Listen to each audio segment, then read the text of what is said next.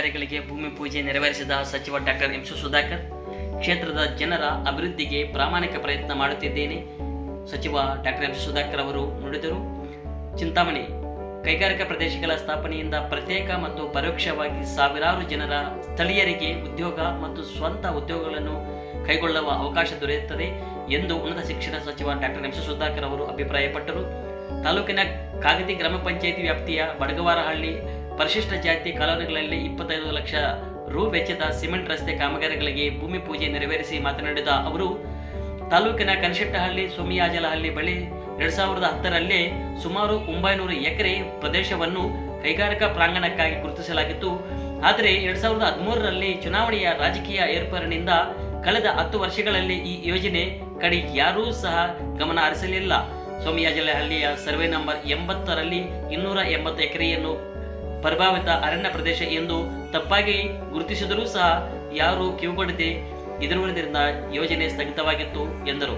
2023ರಲ್ಲಿ ನಾನು ಶಾಸಕನಾಗಿ ಚುನಾಯಿತನಾದ ಕೂಡಲೇ ಮತ್ತೆ ಕೈಗಾರಿಕಾ ಪ್ರಾಂಗಣ ಸ್ಥಾಪನೆಯ ಕುರಿತು ಕ್ರಮ ಕೈಗೊಳ್ಳುತ್ತಿದ್ದೇನೆ ಮತ್ತು ಕನಶೆಟ್ಟಹಳ್ಳಿಯಿಂದ ಮದನಪಲ್ಲಿ ರಸ್ತೆಯವರೆಗೂ ಸಹ ಮತ್ತೆ 1,000 ಎಕರೆಯನ್ನು ಗುರುತಿಸಲಾಗಿದೆ.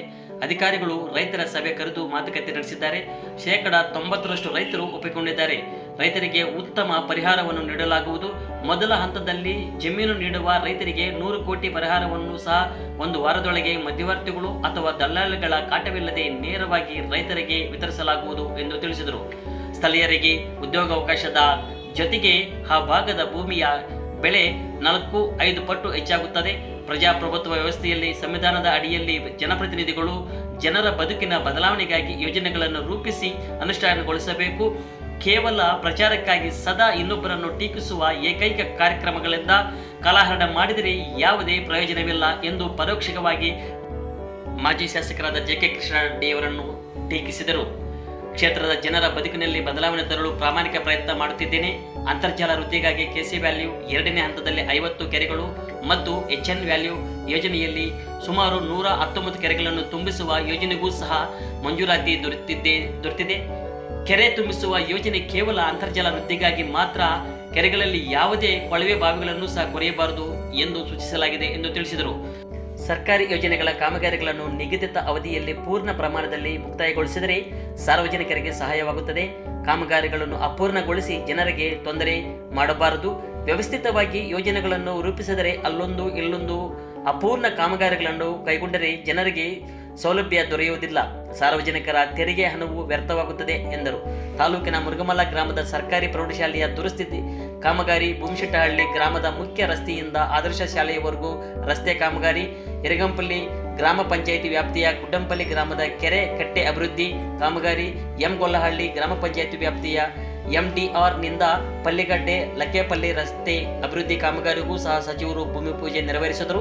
ಈ ಸಂದರ್ಭದಲ್ಲಿ ಗ್ರಾಮ ಪಂಚಾಯಿತಿ ಸದಸ್ಯರಾಗಿರ್ತಕ್ಕಂಥ ಮಾಜಿ ಅನ್ವರ್ ಖಾನ್, ನಂದಿಗನಹಳ್ಳಿ VSSN ಅಧ್ಯಕ್ಷರಾಗಿರ್ತಕ್ಕಂಥ ಕೃಷ್ಣಮೂರ್ತಿ, ಮುಖಂಡರಾದ ಈರೊಳ್ಳಿ ಶಿವಣ್ಣ, ನಾರಾಯಣಸ್ವಾಮಿ, ಮುನಿರಾಜು, ಮುರುಗಮಲ್ಲ ಶಂಕರಪ್ಪ, ಗಂಡ್ರಗಾನಹಳ್ಳಿ ಟ್ಯಾರೇಜಾನ್, ಲಕ್ಷ್ಮೀನಾರಾಯಣ ರೆಡ್ಡಿ, ಶ್ರೀರಾಮ್ ರೆಡ್ಡಿ, ನಯಾಜ್, ತನ್ವೀರ್ ಪಾಷಾ, ಜಬಿ, ಸಿದ್ದೇಪಲ್ಲಿ ಶಂಕರ್ ಸೇರಿದಂತೆ ಮತ್ತಿತರರು ಸ್ಥಳೀಯ ಮುಖಂಡರು ಹಾಜರಿದ್ದರು. ಇಲ್ಲೆಲ್ಲ ಭೂಮಿ ಭಾಳಷ್ಟು ಭೂಮಿ ಬರೀ ಏನೋ ಕಲ್ಲು ಗುಂಡುಗಳಿರ್ತಕ್ಕಂಥದ್ದು, ಏನು ಭಾಳ ಫಲವತ್ತವಾಗಿರ್ತಕ್ಕಂಥ ಭೂಮಿ ಅಲ್ಲ. ಅಥವಾ ಏನು ರೈತರು ಯಾರೋ ಕೆಲವ್ರದ್ದು ಒಳ್ಳೆ ಸ್ವಲ್ಪ ಇರ್ಬೋದು, ಇಲ್ಲ ಅಂತ ನಾನು ಹೇಳೋದಿಲ್ಲ, ಎಲ್ಲ ಇದೆ ಅಂತ ಕೇಳೋದು. ಯಾಕಂದರೆ ಮಾಡುವಂಥ ಸಂದರ್ಭದಲ್ಲಿ ಸ್ವಲ್ಪ ಬೇರೆ ಭೂಮಿನೂ ತಗೋಬೇಕಾಗುತ್ತೆ. ಅದರಿಂದ ಈಗ ಮದನಪಲ್ಲಿ ರೋಡಿಂದ ಇದಕ್ಕೆ ಸಂಪರ್ಕ ಕೊಡುವಂಥ ವ್ಯವಸ್ಥೆ ಮಾಡ್ತಾ ಇವತ್ತು ಏನೇ ಕೆಲಸ ಮಾಡಿದ್ರು ಕೂಡ ಪೂರ್ಣ ಆಗಬೇಕು ಮತ್ತು ಪೂರ್ಣ ಪ್ರಮಾಣದಲ್ಲಿ ಅಭಿವೃದ್ಧಿ ಆಗಬೇಕು ಅಂತಕ್ಕಂಥದ್ದು ನಮ್ಮ ಉದ್ದೇಶ. ಈಗ 25 ನಾನು ನಮ್ಮ ಪ್ರಸಾದ್ ಅವ್ರನ್ನ ಕಳಿಸಿ AW ಅವ್ರನ್ನ ಏನೆಲ್ಲ ಕಾಮಗಾರಿ ಆಗಬೇಕು ಅಂತೇಳಿ ಅಂದಾಜು ಮಾಡಿ ಅಂತೇಳಿ ಅವ್ರು 25 ಲಕ್ಷ ಬೇಕು ಅಂದರೆ 25 ಲಕ್ಷ ಪೂರ್ತಿ ಕೊಟ್ಟಿದ್ವಿ ನಾವು. ಇಲ್ಲ 5 ಲಕ್ಷ 10 ಲಕ್ಷ ಕೊಟ್ಟು ಒಂದು ಸ್ವಲ್ಪ ಮಾಡೋದು ಮತ್ತೊಂದಲ್ಲ. ಏನಾದರೂ ಕಾಮಗಾರಿ ಆದರೆ ಕೆಲವು ಸಂದರ್ಭದಲ್ಲಿ ನಾನು ಇವತ್ತೆಲ್ಲ ಹಿಂದಿನಿಂದ ಅಷ್ಟೇ ಹೆಚ್ಚು ಕಾಮಗಾರಿ ಆಗಬೇಕು, ಪೂರ್ಣ ಪ್ರಮಾಣದಲ್ಲಿ ಆಗಬೇಕು, ಉಪಯೋಗ ಆಗಬೇಕು. ಸುಮ್ಮನೆ ಅಲ್ಲೊಂದು ಸ್ವಲ್ಪ ಮಾಡೋದು, ಅಲ್ಲಿಂದ ನೀರು ಬಂದು ಇಲ್ಲಿ ಬಂದು ನಿಲ್ಲೋದು, ಮತ್ತೆ ಅದು ಸಮಸ್ಯೆ, ಈ ರೀತಿ ಆಗುವಂಥದ್ದಕ್ಕೆ ಅವಕಾಶ ಇಲ್ಲ. ಈಗ ಉದಾಹರಣೆಗೆ ಈಗ ಬೊಕ್ಕನಹಳ್ಳಿಗೆ ಕಾಲೋನಿಯಲ್ಲಿ ಅಭಿವೃದ್ಧಿ ಆಗಬೇಕು ಅಂತ ಹೇಳಿದ್ರು. ಸುಮಾರು 42 ಲಕ್ಷ 42 ಲಕ್ಷ ಒಂದೇ ಸ್ಥಿತಿ ಕೊಟ್ಟಿದ್ವಿ. ಈ ರೀತಿಯಾಗಿ ಎಲ್ಲಿ ಅವಶ್ಯಕತೆ ಇದೆ, ಈಗ ಬೇಡಿಕೆಗಳು ಭಾಳಷ್ಟಿದೆ, ಇಲ್ಲ ಅಂತ ನಾನು ಹೇಳೋದಿಲ್ಲ. ಈಗ ಒಂದೊಂದಾಗಿ ನಾವು ವಿವಿಧ ಯೋಜನೆಗಳಲ್ಲಿ ತಗೊಂಡು ಮಾಡುವಂಥದ್ದು ಮಾಡ್ತಾಯಿದ್ದೀವಿ. ಈಗ SCPಯಲ್ಲಿ ಅಂದರೆ ಪರಿಶಿಷ್ಟ ಜಾತಿಗೆ ಸಂಬಂಧಪಟ್ಟಂಥ ಜನ ಎಲ್ಲಿ ಜಾಸ್ತಿ ಇರ್ತಾರೆ ಅಲ್ಲಿ ಕಾಮಗಾರಿಗಳನ್ನು ತೆಗೆದುಕೊಳ್ಳುವಂಥ ಕೆಲಸ ಮಾಡ್ತಾಯಿದ್ವಿ. ಹಿಂದೆ ಏನಾಗಿತ್ತು, ಈ ರೀತಿ ಊರ ಒಳಗೆ ಕೆಲಸ ಮಾಡೋದು ಬಿಟ್ಟು ಮುಖ್ಯ ರಸ್ತೆಗಳಿಗೆ ಸಿಮೆಂಟ್ ರಸ್ತೆ ಮಾಡುವಂಥ ಕೆಲಸಕ್ಕೆ ಕೈ ಹಾಕಿತ್ತು. ಏನಪ್ಪ ಇವತ್ತು ಉದಾಹರಣೆಗೆ ಕಾಗತಿಯಿಂದ ಇಲ್ಲಿ ಊರಿಗೆ ಬರೋ ರೋಡ್, ಸಿಮೆಂಟ್ ರೋಡ್, ಈಗ ಅದು SCPಯಲ್ಲಿ ಮಾಡಿರೋವಂಥದ್ದು. SCPಯಲ್ಲಿ ಅಲ್ಲಿ ಮಾಡೋ ಬದಲು ಇದನ್ನು ಮಾಡ್ಬೋದಿತ್ತಲ್ಲ, ಅದನ್ನು ಬೇರೆದ್ರಲ್ಲಿ ಹಾಕ್ಬೋದಿತ್ತಲ್ಲ.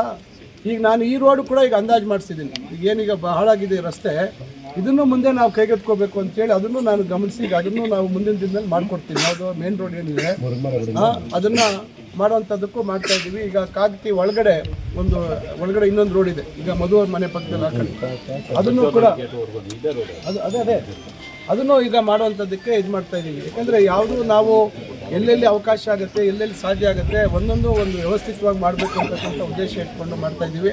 ಈಗ ನಿಮ್ಗೆ ಗೊತ್ತಿದೆ, ಈಗ ಚೇಳೂರು ರಸ್ತೆ ಎಷ್ಟು ದೊಡ್ಡ ಹೆಂಗಿತ್ತು ಚೇಳೂರು ರಸ್ತೆ, ನಂತರ ಅವಾಗ ದೊಡ್ಡದು ಮಾಡಿದ್ದು ನಾನೇ, ಇವತ್ತು ಯಾವ ರೀತಿ ಮಾಡಿದ್ದೀವಿ. ಈ ಭಾಗದಲ್ಲಿ ಏನಾಗಿದೆ, ಈಗ ನಿಮಗೆಲ್ಲರಿಗೂ ಒಳ್ಳೆ ಮುಂದಿನ ದಿನಗಳಲ್ಲಿ ನಿಮ್ಮ ಭೂಮಿ ಬೆಲೆ ಭಾಳ 3 ಪಟ್ಟು 4 ಪಟ್ಟು 5 ಪಟ್ಟು ಆಗುವಂಥ ಅವಕಾಶ ಮಾಡ್ತಾಯಿದ್ದೀವಿ. ದಯವಿಟ್ಟು ಇದನ್ನು ಗಮನದಲ್ಲಿ ಇಟ್ಕೊಳ್ಳಿ. ಯಾಕಂದರೆ ಹಿಂದೆ 2010ರಲ್ಲಿ ನಾನೇ ಕೈಗಾರಿಕೆ